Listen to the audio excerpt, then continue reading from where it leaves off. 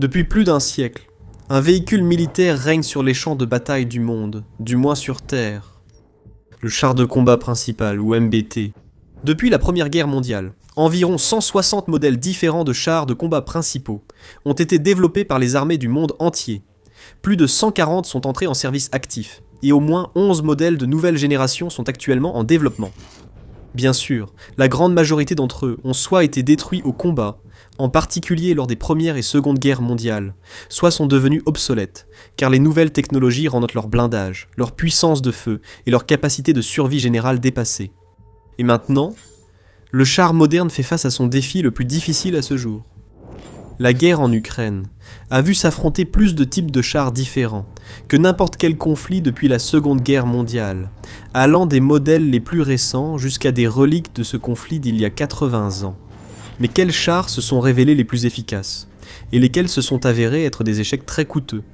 Voici donc l'analyse des performances des différents chars de combat principaux utilisés en Ukraine, et lesquels sont en train de gagner ou de perdre la guerre. Avant de plonger dans les différents chars utilisés par la Russie et l'Ukraine, et d'examiner leurs résultats, jetons un rapide coup d'œil à la méthodologie utilisée pour évaluer les performances des chars. L'efficacité d'un char ne se résume pas à des statistiques simples comme le nombre de chars touchés ou l'épaisseur du blindage. Pour obtenir une vision complète de ce que les chars apportent, réellement, ou non, il faut intégrer les données de combat au contexte tactique, à la logistique de production et à l'évolution technologique. Les données de combat sont bien sûr les plus révélatrices. Ici, les statistiques les plus importantes sont les ratios de destruction, les taux d'attrition et la réussite des missions. En d'autres termes, le nombre de cibles que le char a touchées avec succès par rapport au nombre de tirs effectués, le nombre de pertes subies, et la contribution des chars au succès obtenu, même si les chars ont été endommagés ou détruits au cours du processus. Cependant, le contexte tactique du profil de mission du char doit également être pris en compte. Un char peut être extrêmement performant dans un contexte, mais être une cible facile dans d'autres. Par exemple, une étude sur l'efficacité des chars pendant la Seconde Guerre mondiale a révélé que un Panther allemand en position défensive était 1,1 fois plus efficace qu'un Sherman britannique à l'offensive, tandis qu'un Sherman en défense était 8,4 fois plus efficace qu'un Panther en défense. La même étude a également révélé que le camp qui tirait en premier avait un avantage décisif.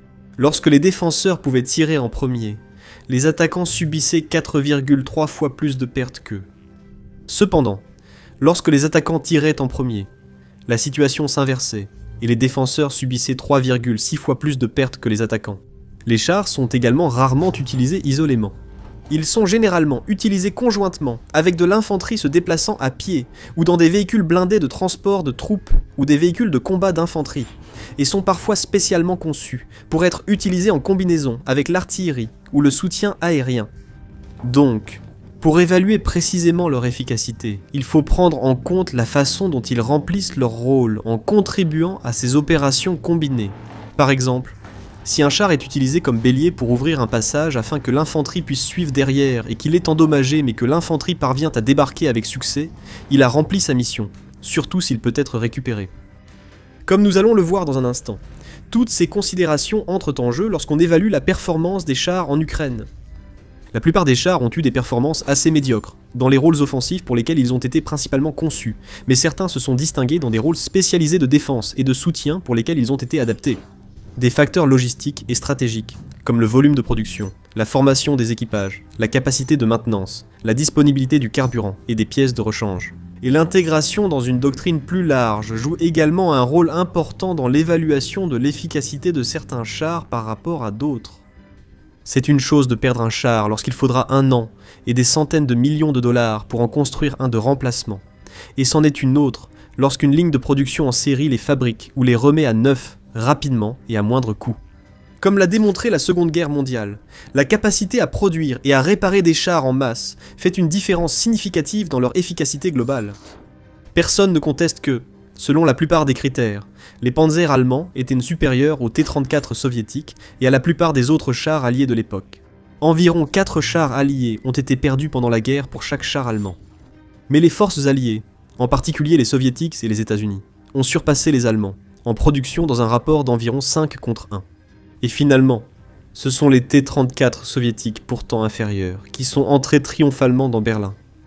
L'entraînement, ou son absence, des équipages peut aussi tout changer.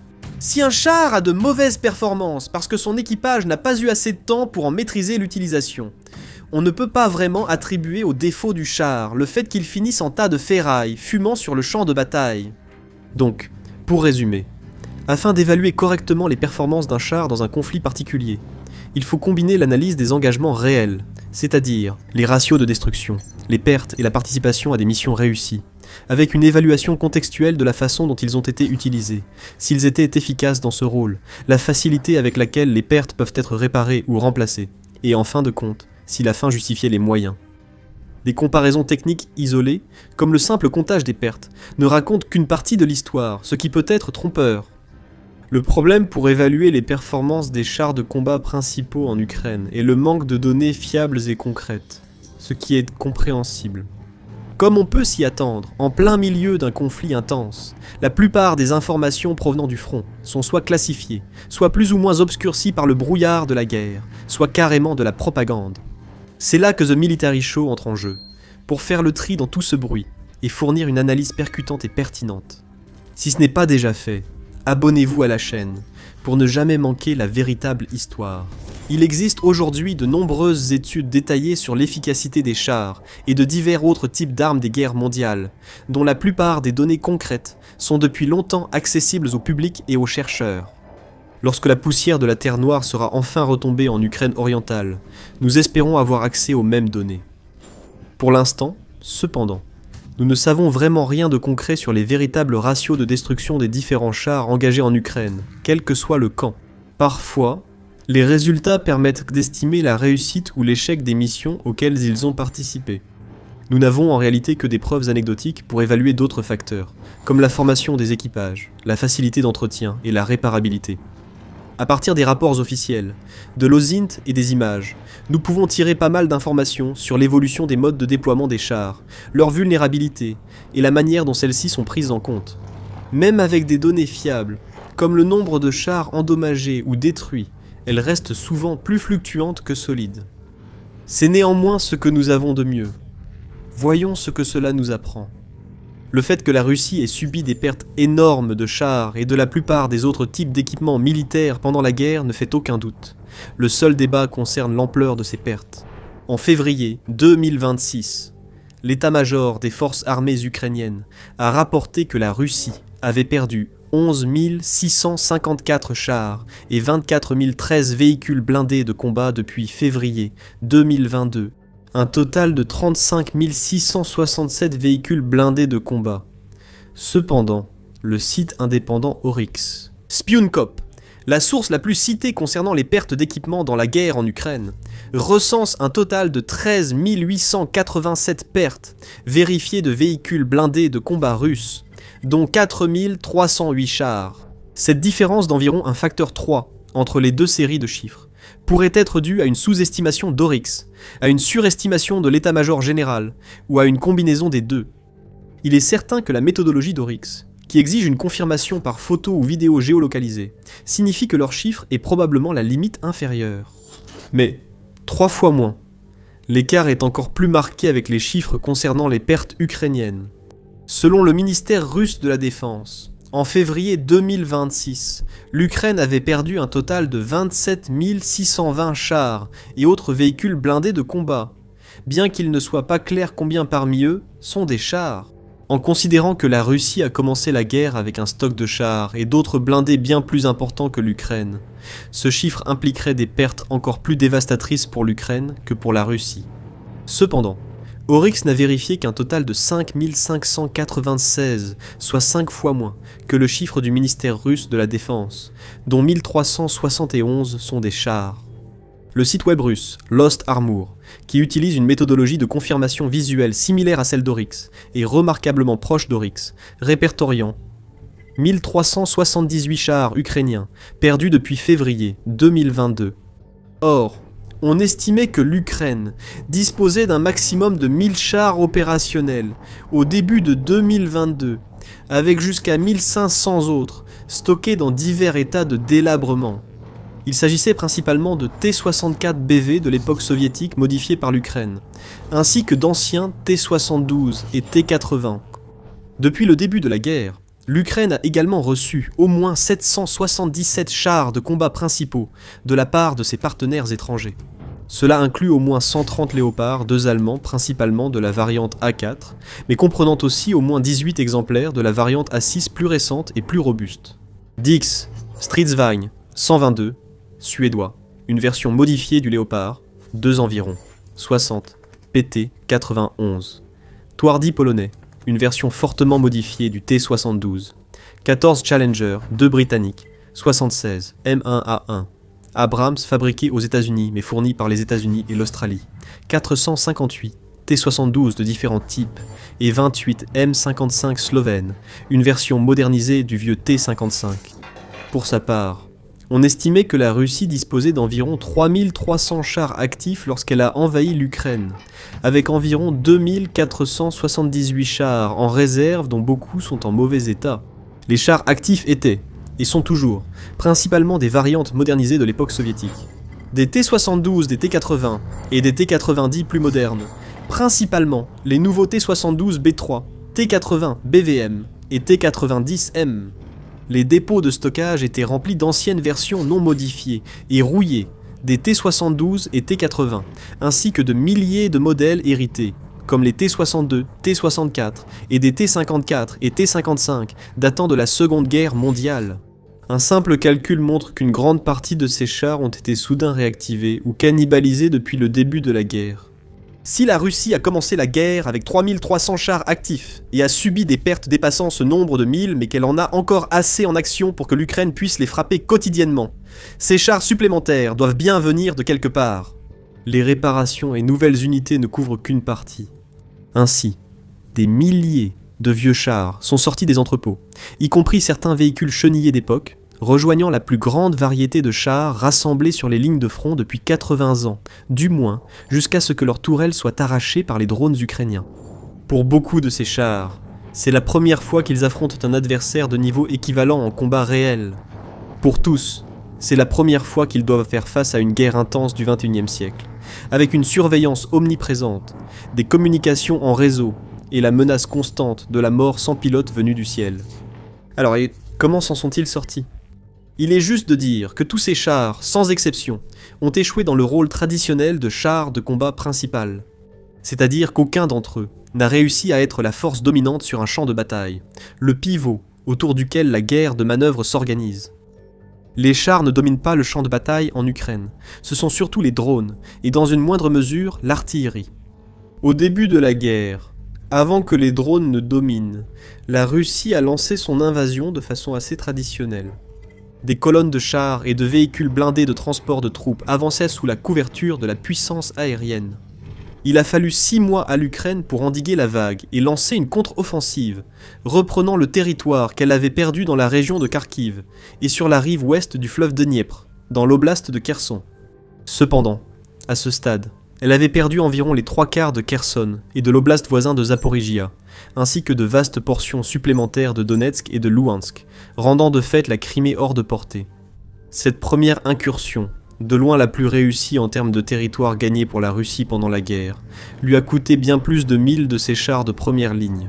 Des chars coûteux, soi-disant modernisés, ne font pas le poids face aux vieilles mines terrestres soviétiques, à l'artillerie et aux missiles anti-chars portatifs, sans même parler des drones.